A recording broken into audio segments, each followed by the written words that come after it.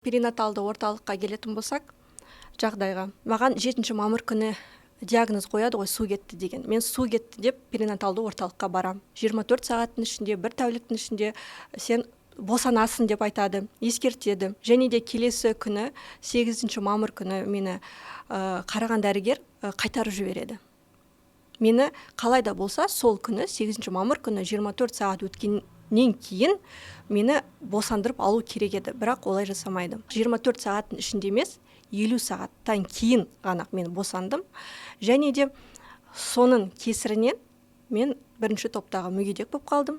Сепсис кетті. Менің қызымды не себепті реанимацияға алып кетті? Не себепті менің қызым қасымда жатып емген де жоқ. 10 минутта менің қасымда жатқан шығар. Мен бір қарағанда балам, сәбиім белгі бермеді. Баламның сәбиімнің неге реанимацияға кеткен себебі жансақтау бөліміне. Балам 50 сағат сусыз болған. 50 сағат. Соның кесірінен баламның өкпесі жұмыс жасамаған. ИВЛ аппараты бар, сонымен тыныс алған. 1 ай көлемінде балам реанимация бөлімінде жатыр.